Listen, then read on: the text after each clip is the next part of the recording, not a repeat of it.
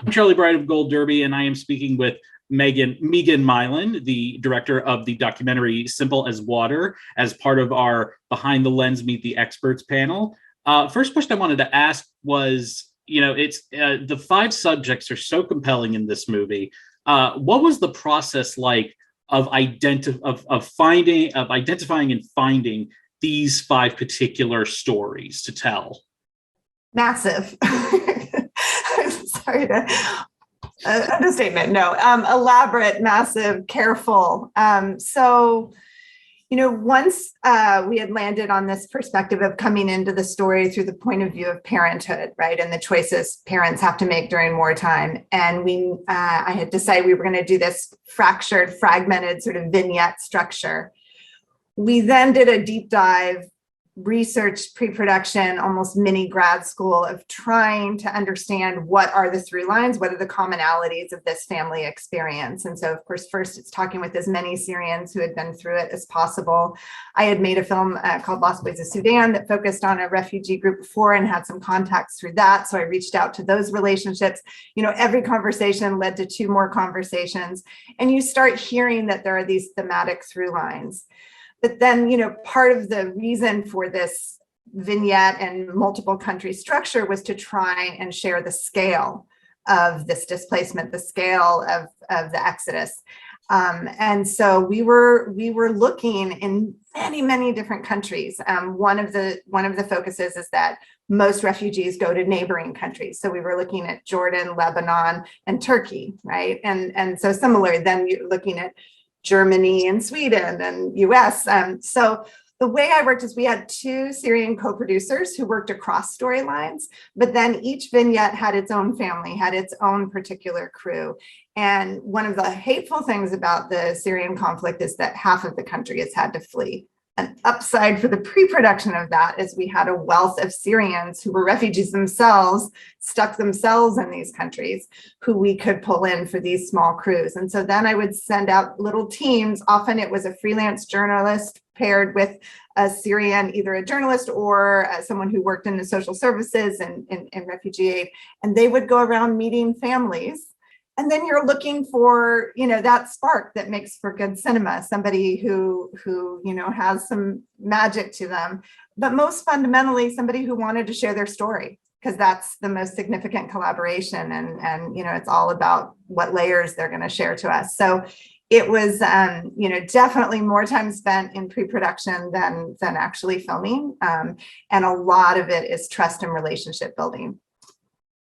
So something else I wanted to ask, and forgive me if this is a little ignorant and if I missed this in the movie, but where does the title of the movie come from? Yeah, no, you didn't miss it. It's never explicitly said. So Simple as Water is part of a full title of a collection of Syrian poetry, the full title of which is Simple as Water, Clear as a Bullet. And one of our Syrian advisors had recommended the full title to me. But what resonated for me in Simple as Water is a sense of the elemental and primal nature of it that echoed the feeling that I have of parental love, of a parent's love, of a mother's love. It's very powerful, inevitable, forward moving. And also with water being, element itself and elemental, and something that we sort of take for granted when we have it, like the love of family, and then desperate for it when it's gone. So it felt fitting. It felt sort of not clear, not too on the nose for a collection of very different stories. So of the five segments that we see in there, were there any segments of the film that were more difficult to shoot and complete than the others? Yeah, I mean, emotionally, they were all challenging. So as a human being, they all had their challenges. But logistically, we have one storyline, which is inside Syria. So as I said, half of the country had fled, but half of the country remained. And I felt like it was critically important to include a Syrian storyline. But I make very intimate verite films, always with my feet in the living room. I'm there, and I had never shot remotely like that. So and then we were trying to film a storyline, very intimate, lots of faces, about a family living inside a war zone and a dictatorship. And so how do you, give primacy to their safety? And so we worked with one of our advisors is Noor Ghazi, is a Syrian human rights lawyer who works specifically with families of disappeared. And we worked to figure out how could, first of all, a family inside Syria safely share their story. And then we decided pretty early on that I wouldn't go and that we would work with us, all Syrian crew. And so we have two amazing women from Damascus who produced and shot that story. They are credited in the film under pseudonyms. And I had hundreds of Skype calls and WhatsApp calls. They would get footage out through Beirut and send it here, and then we would go over it together. I went to Beirut and did workshops with them when they were able to get out.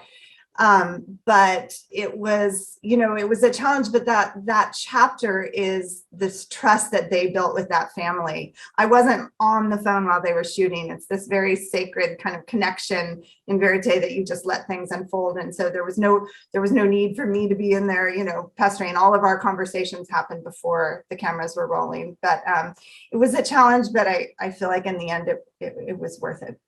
So have there been any updates on any, have you kept in contact with the subjects, and have there been any updates on any of their situations that we've seen since the filming completed?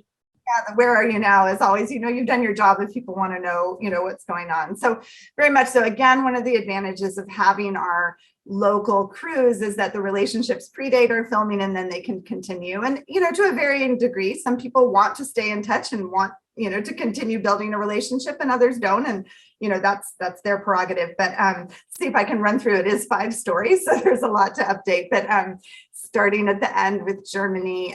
So the family that you see together at the end, the children are thriving. They're enormous, right? The editing takes a long time on these documentaries. So Fatin is a full-on teenager. They're fluent in German. They're in school. They're thriving. There are challenges, obviously. The other Abdullah, who's his roommate, the other father in our Germany chapter, whose wife and children were still inside Syria, and she's dealing with cancer. He was granted asylum very shortly after we finished filming and was able to bring his family. So they are all together, and she's receiving treatment, which is fabulous. The US, the 2 brothers in our US story, Abid and Omar. Omar has still not been granted asylum. He's still in limbo. His next interview is in 2023.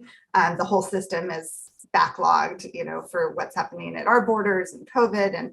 But Abid was granted asylum very quickly after we finished filming. And so, because their cases were independent. And that helps Omar's case. Abid graduated high school. Omar got married. He married a Syrian woman who had come with her extended family as a refugee. So she has status. So that also helps his case. And very significantly, he was able to get an interview. Someone just gave him that extra little opportunity. He had had 3 years of university in computer science and, was delivering for Amazon and appliances and driving Uber and all of those things. But as soon as he was just given a chance, he didn't fit the human resources form, right? But as soon as someone sat down and talked with him, he was hired. He's doing quality assurance. Amazon tried to hire him away, flew him out to Seattle for an interview. So he's doing really, really well. In Turkey, the family decided not to go to the center. They stayed intact, but then life continued, to be complicated. And then lastly, with Dia, who's the mother that we focus on inside Syria, I spoke with her last week, and she's very much in the same place of hoping any day there'll be news, and sometimes despairing, and sometimes believing it's just one Facebook post away from news and a knock at the door. But she was thrilled to know the film was getting out and wants, everyone to know about her son, and said, spread it as wide as you can. So they're all at different places. There's not a lot of resolution exactly at the end of the film, and so stories go on. Huh? So as I mentioned before, we are an awards site, and you have had your own experiences with awards. You won an Oscar for Best Documentary Short Subject in 2008 for Smile Pinki. What was your experience like when you won that Oscar? Yeah, it's a very positive experience. I recommend it to everyone. No, I mean, There's sort of nothing like it. You know, I had been fortunate enough to have been an assistant on a film that was nominated, had a film shortlisted, but we were really lucky. Smile Pinky takes place in India, and we happened to be nominated the same year as Slumdog Millionaire.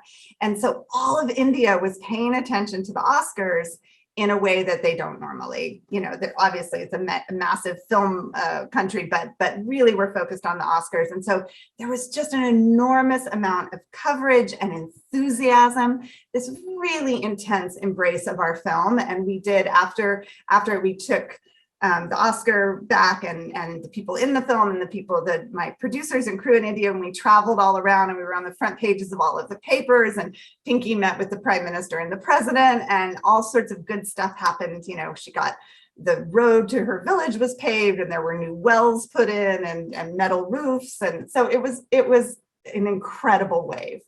I was really, really grateful to have been part of it. Well, Megan, thank you so much for joining us for this panel. And we look forward to seeing you joining us for our group chat in just a little bit.